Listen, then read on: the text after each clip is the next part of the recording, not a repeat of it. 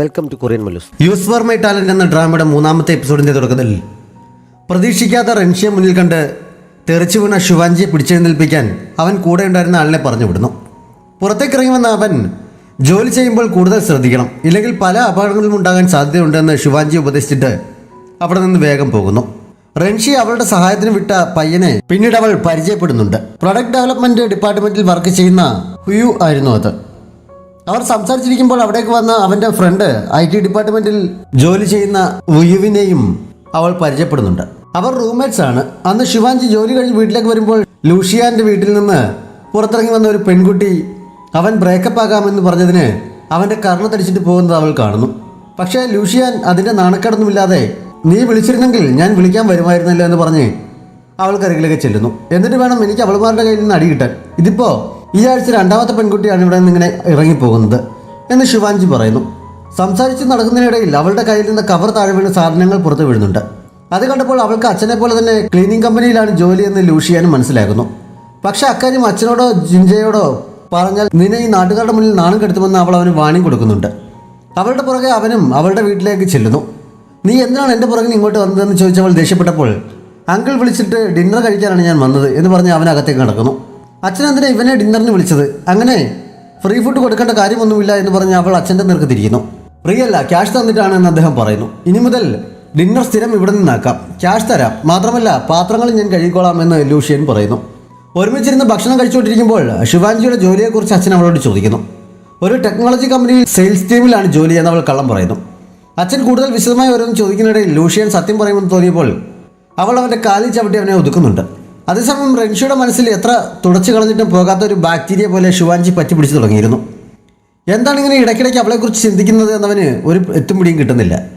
അടുത്ത ദിവസം ശിവാൻജി കമ്പനിയിലെത്തിയപ്പോൾ തലേന്ന് ഹുയു കഴിക്കാൻ വാങ്ങിയ ഒരു ഫുഡ് ഐറ്റം ബാക്കി വന്നത് മേശപ്പുറത്തിരുന്ന് അഴുകി വാടെടുക്കാൻ തുടങ്ങിയതിനാൽ നാറ്റം കാരണം ആരും അടുത്തേക്ക് പോകാതെ മൂക്കുമ്പൊത്തി നിൽക്കുന്നതാണ് കണ്ടത്. ഞാൻ വൃത്തിയാക്കാമെന്ന് പറഞ്ഞ് അവൾ ചെന്ന് കൂളായി അവിടെ ക്ലീൻ ചെയ്യുന്നു. ഇത്ര ദുർഗന്ധമുള്ള സാധനം ഒരു മാസ്ക് പോലും വെക്കാതെ ഒരു പ്രശ്നവുമില്ലാതെ അവൾ ക്ലീൻ ചെയ്യുന്ന കണ്ടപ്പോൾ ഇനി മുതൽ നമ്മുടെ 5 സ്റ്റാർ പ്രൊജക്റ്റെല്ലാം ഞാൻ നിന്നെ ഏൽപ്പിക്കാം എന്ന് ചീഫ് പറയുന്നു. ശിവാൻജിക്ക് അത് നല്ലൊരു ഓപ്പർച്യൂണിറ്റി ആയിരുന്നതിനാൽ എത്ര ദുർഗന്ധമുള്ളതാണെങ്കിലും എനിക്ക് പ്രശ്നമില്ല, ഞാൻ ചെയ്തോളാം, എനിക്ക് മണം പിടിക്കാനുള്ള കഴിവില്ല എന്നൊരു കള്ളം അവൾ തട്ടിവിടുന്നു. അത് കേട്ടുകൊണ്ട് അവിടേക്ക് വന്ന റൻഷി സ്മെൽ ചെയ്യാനുള്ള കഴിവ് ഒരു ക്ലീനർക്ക് വളരെ പ്രധാനമാണ്, ആ കഴിവില്ലാത്ത ഒരാളെ ഈ കമ്പനിക്ക് ആവശ്യമില്ല എന്ന് പറയുന്നു. മണം പിടിക്കുന്നതും ക്ലീനിങ്ങും തമ്മിൽ ഒരു ബന്ധവുമില്ല എന്ന് പറഞ്ഞ് ശിവാൻജിയും ബന്ധമുണ്ട് എന്ന് പറഞ്ഞ് അവനും തമ്മിൽ ഒരു ചെറിയ തർക്കം നടക്കുന്നുണ്ട്. അവസാനം ചീഫ് ഇടപെട്ട ഒരു വിധത്തിൽ അത് കോംപ്രമൈസ് ആക്കുന്നു. സ്മെൽ ചെയ്യാനുള്ള കഴിവില്ല എന്ന് പറഞ്ഞത് സത്യം തന്നെയാണോ എന്നവൻ ഒരിക്കൽ കൂടി ചോദിക്കുന്നു. ആണെന്ന് അവൾ പറഞ്ഞെങ്കിലും അവളുടെ നിൽപ്പും ഭാവം കണ്ടപ്പോൾ അത് കള്ളമാണെന്ന് അവന് തോന്നുന്നു. കമ്പനിയിൽ എല്ലാവർക്കും തുല്യ അവസരങ്ങളാണ് ഉള്ളത്. പെർഫോമൻസ് കൂട്ടാൻ വേണ്ടി എന്തെങ്കിലും കള്ളം പറഞ്ഞ് കൂടുതൽ അവസരങ്ങൾ ഉണ്ടാക്കുന്നത് തെറ്റാണ്. അതുകൊണ്ട് ഇത് കള്ളമാണെന്ന് തെളിഞ്ഞാൽ അന്ന് നിന്നെ ഇവിടുന്ന് പുറത്താക്കുമെന്ന് അവൻ വാണിംഗ് കൊടുക്കുന്നു.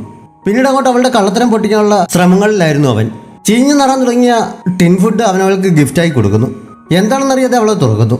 അടുത്തുണ്ടായിരുന്ന ബാക്കി എല്ലാവരും നാറ്റം സഹിക്കാതെ മൂക്കും പൊത്തി എഴുന്നേറ്റ് ഓടുന്നുണ്ട്. പക്ഷെ റൻഷിയുടെ തന്ത്രമാണിതെന്നറിയാവുന്നതിനല്ല ശിവാൻജി ഒരു പ്രശ്നവുമില്ലാത്ത മട്ടിൽ അതെടുത്ത് കഴിക്കുന്നു.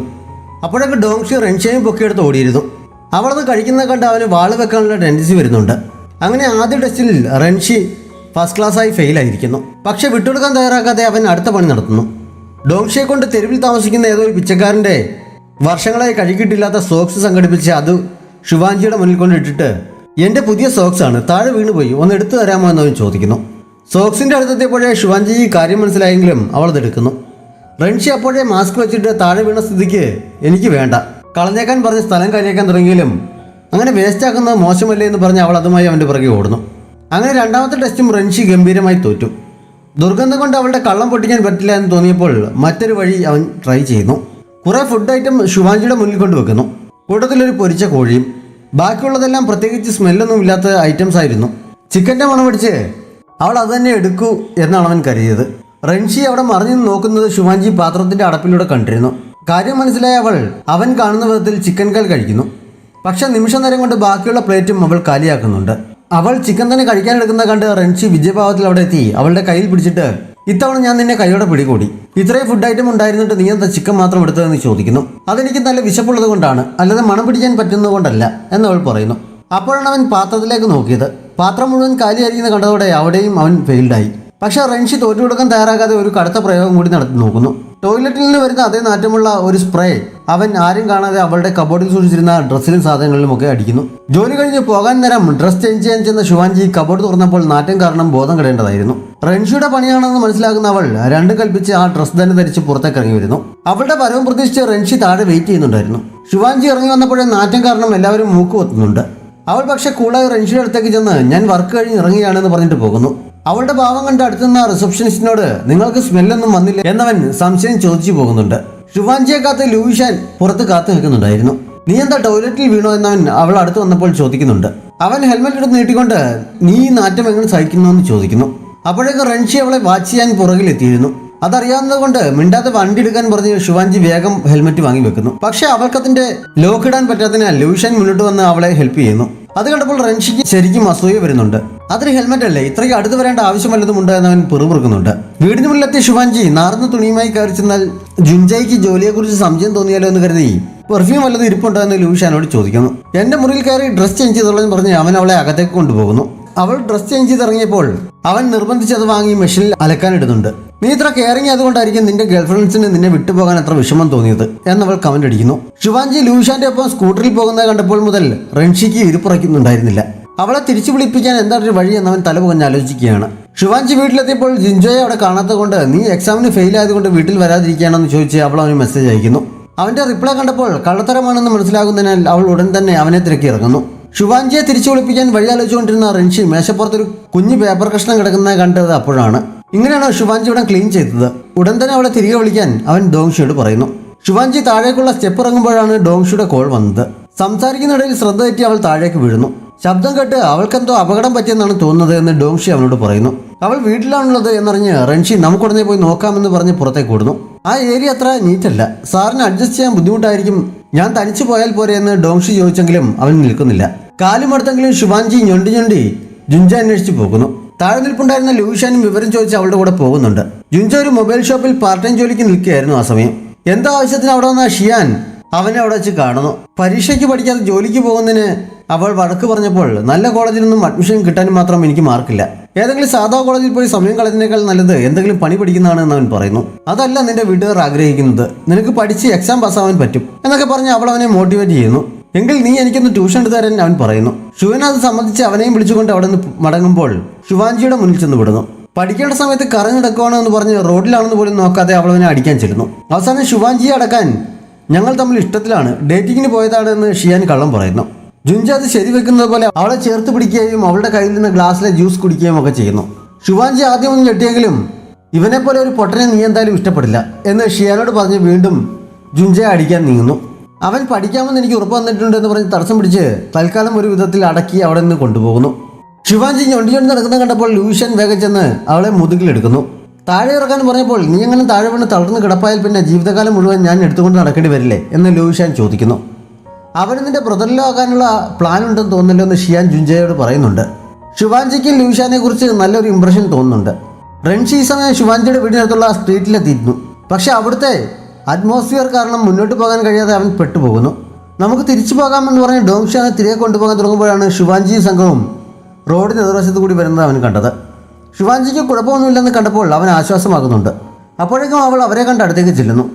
ഓവർ ടൈം ജോലി ചെയ്യിക്കാൻ വേണ്ടിയാണ് അവൻ വന്നതെന്ന് കരുതി ജുൻജെ അവനെ കുറ്റപ്പെടുത്തി സംസാരിച്ചപ്പോൾ ഷിയാനോട് അവനെയും കൊണ്ട് വീട്ടിലേക്ക് പോകാൻ അവൾ പറയുന്നു. ശരിക്കും ഓവർ ടൈം ചെയ്യിക്കാനാണോ വന്നിരിക്കുന്നതെന്ന് കരുതി പോകാമെന്ന് പറഞ്ഞ് ശിവാൻജി മുന്നോട്ട് നടക്കുന്നുണ്ട്. അവൾ വീഴാൻ തുടങ്ങുന്നതിനാൽ റൺഷി അവളെ പിടിക്കാനെങ്കിലും അതിനു മുമ്പ് ലൂയിഷാൻ പിടിച്ചിരുന്നു. റൺഷി അവനെ പകയോടെ നോക്കുന്നുണ്ട്. അവർ തമ്മിൽ ഒരു ഇൻഡയറക്റ്റ് ഫൈറ്റ് തന്നെ നടക്കുന്നു എന്ന് വേണമെങ്കിൽ പറയാം. ലൂയിഷാൻ ഷേക്ക് ഹാൻഡ് നൽകാനായി കൈ നീട്ടിയപ്പോൾ റൺഷി എപ്പോഴത്തെയും പോലെ ഡോങ്ഷയെ കൊണ്ടാണ് കയ്യിൽ പിടിപ്പിച്ചത്. അദ്ദേഹം എപ്പോഴും ഇങ്ങനെയാണ്, കാര്യമാക്കണ്ട എന്ന് പറഞ്ഞ് ശിവാൻജി അവനെ പരിചയപ്പെടുത്തുന്നു. പരിചയപ്പെടൽ കഴിഞ്ഞപ്പോൾ റൺഷി അവളെയും കൂട്ടിക്കൊണ്ട് പോകാൻ തുടങ്ങിയെങ്കിലും അവളുടെ കാലിന് പരിക്ക് പറ്റിയിരിക്കുകയാണെന്ന് പറഞ്ഞ് ലൂയിഷാൻ തടയുന്നു. അതിന്റെ പേരിലും അവർ തമ്മിൽ തർക്കം നടക്കുന്നുണ്ട്. അവസാനം കാലിന് പരിക്ക് പറ്റിയിട്ട് റോഡിലൂടെ ചുറ്റി നടക്കാതെ വീട്ടിൽ പോയി റെസ്റ്റ് എടുക്കാൻ ശിവാൻജിയോട് ദേഷ്യത്തിൽ പറഞ്ഞിട്ട് അവൻ പോകാൻ തുടങ്ങുന്നു. വീണ്ടും തിരിഞ്ഞെന്ന് ഇനിയെങ്കിലും ഫോൺ വിളിക്കുമ്പോൾ അല്ലറി കരയരുത് എന്നുകൂടി വാണിംഗ് കൊടുത്തിട്ട് അവൻ പോകുന്നു. അവന്റെ വണ്ടി വിട്ടുപോയപ്പോൾ അതിന് നേർക്ക് ചവിട്ടി അവൾ ദേഷ്യം തീർക്കുന്നുണ്ട്. വണ്ടിയിലിരിക്കുമ്പോൾ സാർ ഈയിടെയായി ശിവാൻജിയുടെ കാര്യത്തിൽ കുറച്ചധികം ശ്രദ്ധ കാണിക്കുന്നുണ്ടല്ലോ, സാറിന് അവളോട് ഫീലിങ്സ് വല്ലതുമുണ്ടോ അതോ ഇനി മൈസോഫോബിയ കൂടിയതായിരിക്കുമോ, മാഡം പറഞ്ഞ തെറാപ്പിസ്റ്റിനെ പോയി കണ്ടാലോ എന്നൊക്കെ ഡോങ്ഷി ചോദിക്കുന്നു. എനിക്കൊരു ഫീലിങ്സും ഇല്ല, മിണ്ടാതെ വണ്ടി ഓടിക്കാൻ റൺഷി പറയുന്നുണ്ട്. ശിവാൻജിയെ വീട്ടിൽ കൊണ്ടാക്കിയ ശേഷം തന്നെ ചെയ്തോളാം എന്നവൾ പറഞ്ഞിട്ട് സമ്മതിക്കാതെ ലൂഷിയാൻ അവളുടെ കാലിൽ ചൂട് വെച്ച് കൊടുക്കുന്നു. ആ സമയത്ത് റൺഷിയെ കുറിച്ച് അവൻ ചോദിക്കുന്നു. റെൻഷി നിന്നെ കെയർ ചെയ്യുന്നുണ്ട് എന്നാണ് തോന്നുന്നത് എന്ന് ലൂഷിയാൻ പറഞ്ഞപ്പോൾ അതിനൊരു സാധ്യതയുമില്ല എന്ന് പറഞ്ഞ് ശുഭാൻജി നിർത്താതെ അവൻ്റെ കുറ്റങ്ങൾ പറയാൻ തുടങ്ങുന്നു. അവളുടെ വിവരണത്തിൽ നിന്ന് റെൻഷിക്ക് അവളുടെ ഇഷ്ടമുണ്ട് എന്ന സംശയം അവന് തോന്നുന്നു. അവൻ്റെ ചൂട് വെച്ചുകൊണ്ടിരുന്ന തുണി മാറ്റാൻ ഒരു നിമിഷം മറന്നു പോകുന്നതിനാൽ ശുഭാൻജിയുടെ കാല് പൊള്ളുന്നുണ്ട്. അവർക്കിടയിൽ റൊമാൻസിന് സ്കോപ്പ് ഉണ്ടോ എന്നറിയാൻ ജുൻജയും ഷിയാനും കൂടി ഒളിച്ചു നിന്ന് അവരുടെ സംസാരം ശ്രദ്ധിക്കുന്നുണ്ടായിരുന്നു. ഞാനാണോ റെൻഷിയാണോ നിന്റെ കാഴ്ചപ്പാടിൽ കൂടുതൽ സുന്ദരൻ എന്ന് ലൂഷ്യൻ അവളോട് ചോദിക്കുന്നു. സൗന്ദര്യം ഉണ്ടായിട്ട് എന്താ കാര്യം, സ്വഭാവമല്ലേ പ്രധാനം. എന്തായാലും നിന്റെ സ്വഭാവം തീരെ ശരിയല്ല. എത്ര പെൺകുട്ടികളാണ് കരഞ്ഞുകൊണ്ട് നിന്റെ വീട്ടിൽ നിന്ന് ഇറങ്ങിപ്പോയത് എന്ന് അവൾ ചോദിക്കുന്നു. എൻ്റെ സ്വഭാവത്തിൻ്റെ കുഴപ്പമില്ല, അവരൊക്കെ എൻ്റെ ഫ്രണ്ട്സ് ആയിരുന്നു എന്നവൻ പറഞ്ഞെങ്കിലും എന്നെ വിട്ടേക്ക്, എനിക്കെന്തായാലും ഇൻട്രസ്റ്റ് ഇല്ല എന്ന് ശുഭാൻജി പറയുന്നു. അന്ന് രാത്രി തൻ്റെ ഡോക്ടറോട് ശുഭാൻജിയെക്കുറിച്ച് റെൻഷി സൂചിപ്പിക്കുന്നു. പൊതുവെ ഒറ്റയ്ക്കുള്ള ജീവിതവുമായി ഞാൻ പൊരുത്തപ്പെട്ടതാണെങ്കിലും അടുത്തിടെ എനിക്കൊരു പെൺകുട്ടിയോട് അടുപ്പം തോന്നുന്നു. അവളുടെ ജീവിത സാഹചര്യങ്ങൾ ഒട്ടും വൃത്തിയില്ലാത്തതാണെങ്കിൽ പോലും എനിക്കതൊരു പ്രശ്നമായി തോന്നില്ല. അവളോട് കൂടുതൽ അടുക്കാനാണ് തോന്നുന്നത്. ഞാനവളെ സ്വപ്നം കാണാൻ തുടങ്ങിയിരിക്കുന്നു. ഇത് നല്ലതാണോ മോശമാണോ എന്നൊക്കെ അവൻ ഫോണിലൂടെ ചോദിക്കുന്നു. അങ്ങനെ വൃത്തിയില്ലാത്ത സാഹചര്യങ്ങളിൽ കഴിയുന്ന ഒരാളുമായി കൂടുതൽ അടുക്കാതിരിക്കുന്നതാണ് നല്ലത്. അല്ലെങ്കിൽ മൈസോഫോബിയ കൂടി പ്രശ്നമുണ്ടാകാൻ സാധ്യതയുണ്ടെന്നാണ് ഡോക്ടർ ഉപദേശിച്ചത്. ശുഭാൻജിക്ക് അടുത്ത ദിവസം ജോലിയുടെ ഭാഗമായി ഷിയാന്റെ എന്റർടൈൻമെന്റ് കമ്പനിയിലേക്ക് പോകേണ്ടി വരുന്നു. മുമ്പ് അവളുടെ സീനിയറായിരുന്ന മാർക്കും അന്ന് അവിടെ ഉണ്ടായിരുന്നു. അന്ന് ഒരു ലൈവ് സ്ട്രീമിങ്ങിന് മുമ്പ് ലൈവ് സ്ട്രീമിംഗ് ചെയ്ത് എക്സ്പീരിയൻസ് ഉള്ള സാധാരണക്കാരിയെ ഒരു മോഡലിനെ വേണമെന്ന് ഷിയാൻ മാർക്കിനോട് പറയുന്നു. ശുഭാൻജിയുടെ കാലിൽ പരിക്ക് പറ്റിയതിനാൽ പെയിൻ റിലീഫ് പാച്ചും വാങ്ങിയാണ് അവൻ വന്നത്. പക്ഷെ അവൾ ചൈന എന്റർടൈൻമെന്റ് കമ്പനിയിൽ ക്ലീനിങ്ങിനായി പോയിരിക്കുകയാണ് എന്ന് മാനുവൽ ഡിപ്പാർട്ട്മെന്റിന്റെ ചീഫ് പറഞ്ഞ് അവൻ അറിയുന്നു. ഉടൻ തന്നെ എനിക്ക് അത്യാവശ്യമായി പുറത്തു പോകണമെന്ന് പറഞ്ഞ് അവൻ തനിച്ച് പുറത്തേക്ക് പോകുന്നു. ഈ സമയം ശുഭാൻജിയെ മാർക്ക് കണ്ടിരുന്നു. മോഡലായി ഇവളെ മതിയോ, ഇവൾക്ക് മുമ്പ് എക്സ്പീരിയൻസും ഉണ്ട് എന്ന് പറഞ്ഞ് അവൻ ശുഭാൻജിയെ പിടിച്ച് ഷിയാന്റെ മുന്നിൽ നിർത്തുന്നു. ഷിയാൻ അവൾ ഓക്കെ ആയിരുന്നെങ്കിലും എനിക്ക് സമയമില്ല എന്ന് പറഞ്ഞ് ശുഭാൻജി ഒഴിഞ്ഞു മാറിപ്പോകുന്നു. പക്ഷെ മാർക്ക് വിടാതെ അവളുടെ പുറകെ കൂടുന്നു. റെൻഷി കാർ പാർക്ക് ചെയ്ത് പുറത്തേക്ക് ഇറങ്ങാൻ തുടങ്ങിയപ്പോഴാണ് ശുഭാൻജിയും അവളെ ചലി ചെയ്യുന്ന മാർക്കിനെയും കണ്ടത്. അവൻ തിരിച്ച് കാറിൽ തന്നെ ഇരുന്ന് ഗ്ലാസ് താഴ്ത്തി അവരുടെ സംഭാഷണം ശ്രദ്ധിക്കുന്നു. എനിക്ക് ജോലിയുണ്ട്, അതിനോട് നിന്റെ ജോലി ചെയ്യാൻ സമയമില്ല, താല്പര്യവുമില്ല എന്ന് ശിവാജി പറഞ്ഞിട്ടും ഈ ക്ലീനിങ് കമ്പനിയിലെ ജോലിയാണോ നീ പറയുന്നത്? ഒരു ഗ്രാജുവേറ്റായ നീ നിന്റെ ഭാവി ഇങ്ങനെ നശിപ്പിക്കരുത്. ഞാൻ മുമ്പും നിനക്ക് ഒരുപാട് ജോലികൾ തന്നിട്ടുള്ളതല്ലേ എന്നൊക്കെ പറഞ്ഞ് അയാൾ വീണ്ടും അവളെ ഫോഴ്സ് ചെയ്യുന്നു. മുമ്പും തന്നിട്ടുള്ള ജോലികൾക്കൊക്കെ നിങ്ങൾ വാങ്ങിയ വലിയ കമ്മീഷനെ കുറിച്ച് എനിക്കറിയാം. പിന്നെ എൻ്റെ ഇപ്പോഴത്തെ ഈ ജോലി ഞാൻ പൂർണ്ണ മനസ്സോടെ ചെയ്യുന്നതാണ്. ഞാനിപ്പോൾ ഡ്യൂട്ടിയിലാണ്, എന്നെ ശല്യപ്പെടുത്തരുതെന്ന് പറഞ്ഞ് അവൾ കമ്പനി വണ്ടിയിൽ കയറിയിരിക്കുന്നു. രക്ഷയില്ലാന്ന് കണ്ട് മാർക്ക് തിരികെ പോകുന്നു. റെൻഷി വേഗം വണ്ടിയിൽ നിന്നിറങ്ങി അവൻ്റെ ഒപ്പം ലിഫ്റ്റിൽ ചെന്ന് കയറുന്നു. ലിഫ്റ്റിൽ നിന്നുകൊണ്ട് തന്നെ മാർക്ക് മോഡലിനെ അറേഞ്ച് ചെയ്യാൻ വേറെ ആരെയും വിളിക്കുന്നുണ്ട്. ആ സമയത്ത് അവൻ ശിവാൻജിയുടെ കുറ്റം പറയുന്നത് കേട്ടപ്പോൾ റെൻഷി തൻ്റെ സാനിറ്റൈസർ എടുത്ത് ചുറ്റും സ്പ്രേ ചെയ്യുന്ന പോലെ അവൻ്റെ മുഖത്തേക്ക് അടിക്കുന്നു. മാർക്ക് അസ്വസ്ഥനായി ദേഷ്യപ്പെട്ടപ്പോൾ ഇവിടെ കുറച്ച് മാലിന്യമുണ്ട്, അതുകൊണ്ടാണ് എന്ന് അവൻ പറയുന്നു. തന്നെയാണ് ഉദ്ദേശിച്ചതെന്ന് മനസ്സിലായി മാർക്ക് എതിർക്കാൻ തുടങ്ങിയപ്പോഴേക്കും ലിഫ്റ്റ് ഓപ്പൺ ആയിരുന്നു. അവിടെ കാത്തിരിപ്പുണ്ടായിരുന്ന ഷിയാൻ റെൻഷിയെയും കൂട്ടി അകത്തേക്ക് പോകുന്നു. മുമ്പ് മാർക്ക് തന്നെക്കുറിച്ച് കൂട്ടുകാരനോട് പറഞ്ഞ് അപമാനപ്പെടുത്തുന്ന വാക്കുകൾ ഓർത്ത് വണ്ടിയിൽ നിന്ന് കരയുകയായിരുന്നു ശുഭാൻജി. അപ്പോൾ ബാക്കി ടീമംഗങ്ങൾ വന്നപ്പോൾ അവളുടെ ജോലി നേരത്തെ കഴിഞ്ഞതുകൊണ്ട് ജോലി പൂർത്തിയായി എന്നുള്ള അപ്രൂവൽ വാങ്ങി വരാൻ അവളെ അവർ പറഞ്ഞയക്കുന്നു. അവൾ തിരികെ വരുന്ന കണ്ടപ്പോൾ മാർക്ക് കരുതിയത് അവൾ മനസ്സ് മാറി പ്രോഗ്രാം ചെയ്യാൻ വന്നതാണെന്നാണ്. അവളുടെ തോളിൽ പിടിച്ചുകൊണ്ടാണ് അയാൾ സംസാരിക്കുന്നത്. ശുഭാൻജി ഒഴിഞ്ഞു മാറാൻ ശ്രമിക്കുന്നുണ്ടെങ്കിലും അയാൾ വിടുന്നില്ല. അപ്പോഴാണ് ഷിയാനൊപ്പം റെൻഷി അവിടേക്ക് വന്നത്. പ്രോഗ്രാമിന് ശുഭാൻജിക്ക് സമ്മതമാണ്, ബോസിന്റെ പെർമിഷൻ കൂടി കിട്ടിയാൽ മതി എന്നുള്ള രീതിയിൽ മാർക്ക് അവർക്ക് മുന്നിൽ അവതരിപ്പിച്ചെങ്കിലും ശുഭാൻജി ഒന്നും പറയാതെ നിൽക്കുകയാണ്. അയാൾ അവളുടെ തോളിൽ പിടിച്ചുകൊണ്ട് നിന്ന് സംസാരിക്കുന്നത് റെൻഷിയെ ദേഷ്യം പിടിപ്പിക്കുന്നുണ്ടെങ്കിലും അവൻ കൺട്രോൾ ചെയ്യുന്നു. നിങ്ങൾ പറയുന്ന പോലെ ശുഭാൻജിക്ക് സമ്മതമാണെന്ന് എനിക്ക് തോന്നുന്നില്ലല്ലോ എന്നവൻ പറഞ്ഞപ്പോൾ മാർക്ക് തിരിഞ്ഞ് നിന്ന് അവളുടെ തോളിൽ പിടിച്ചുകൊണ്ട് ഒന്ന് സമ്മതിക്കുക എന്ന് പറഞ്ഞ് ഫോഴ്സ് ചെയ്യുന്നു. റെൻഷിക്ക് പിന്നെ അത് കണ്ടു നിൽക്കാൻ കഴിയുന്നില്ല. അവളെ അയാളുടെ പിടിയിൽ നിന്ന് വിടുവിച്ചുകൊണ്ട് തൻ്റെ പുറകിലേക്ക് മാറ്റി നിർത്തുന്നു. ഒരു ഷേക്കൻഡ് തരാൻ പോലും മടി കാണിക്കുന്ന റെൻഷി ശുഭാൻജിയുടെ കയ്യിൽ പിടിച്ചത് കണ്ട് ഷിയാൻ ശരിക്കും അമ്പരക്കുന്നുണ്ട്. ഞാൻ എൻ്റെ എംപ്ലോയീസിനെ കൊണ്ട് ഫോഴ്സ് ചെയ്ത് ഒന്നും ചെയ്യിക്കാറില്ല, മറ്റാരും വരെ ഫോഴ്സ് ചെയ്യാൻ സമ്മതിക്കില്ല, ഞാനാണ് അവരുടെ ബോസ് എന്ന് പറഞ്ഞ് റെൻഷി അവളെയും പിടിച്ചുകൊണ്ട് അവിടെ നിന്ന് പോകുന്നു. ശുഭാൻജി അമ്പരപ്പോടും അതിലേറെ ആരാധനയോടും അവനെ നോക്കിക്കൊണ്ട് നടക്കുകയാണ്. ഓഫീസിന് പുറത്തെത്തിയപ്പോഴാണ് അവൻ അവളുടെ കയ്യിൽ പിടിവിട്ടത്. നിന്റെ കാലിന് സുഖമില്ലായിരുന്നല്ലേ, പിന്നെ നീ എന്തിനാണ് ഇങ്ങോട്ടേക്ക് ജോലിക്ക് വന്നതെന്ന് അവൻ ചോദിക്കുന്നു. എൻ്റെ കാലിന് ഇപ്പോൾ കുഴപ്പമൊന്നുമില്ല എന്ന് അവൾ പറയുന്നു. അവൻ്റെ നടപ്പ് കണ്ടപ്പോൾ ദേഷ്യത്തിലാണെന്ന് തോന്നിയാൽ ഞാൻ കമ്പനിയുടെ ജോലിക്കിടയിൽ വേറെ ജോലിയൊന്നും ഏറ്റെടുക്കില്ല, എന്നെ വിശ്വസിക്കാമെന്നൊക്കെ പറഞ്ഞുകൊണ്ട് അവൾ അവൻ്റെ ദേഷ്യം തണുപ്പിക്കാൻ ശ്രമിച്ചുകൊണ്ട് പുറകെ ചെല്ലുകയാണ്. അതിനിടയിൽ അവർ എസ്കലേറ്ററിൽ കയറുന്നുമുണ്ട്. റെൻഷി എന്താ പറയാനായി തിരിഞ്ഞതും ശുഭാൻജി കാൽ വഴുതി താഴേക്ക് വീഴാൻ തുടങ്ങിയതും ഒരുമിച്ചാണ്. മുന്നോട്ടാഞ്ഞ അവൾ അബദ്ധത്തിൽ അവനെ കിസ് ചെയ്യുന്നു. രണ്ടുപേരും ആകെ ഷോക്കായി കിസ് ചെയ്ത് നിൽക്കുന്നിടത്ത് ഈ എപ്പിസോഡ് അവസാനിക്കുന്നു. നമ്മുടെ ഫാമിലിയിൽ ബർത്ത്ഡേ ആഘോഷിച്ച ഫാത്തിമ നിഖിലയ്ക്കും സൈമയ്ക്കും ബർത്ത്ഡേ വിഷസ് അറിയിക്കുന്നു. ഏതെങ്കിലും കൂട്ടുകാർ സബ്സ്ക്രൈബ് ചെയ്യാതെ നമ്മുടെ ചാനൽ കാണുന്നുണ്ടെങ്കിൽ വേഗം തന്നെ മറക്കാതെ സബ്സ്ക്രൈബ് ചെയ്യുക. നോട്ടിഫിക്കേഷൻ ലഭിക്കുന്നതിനായി ബെല്ലൈക്കൺ കൂടി അമർത്തുക.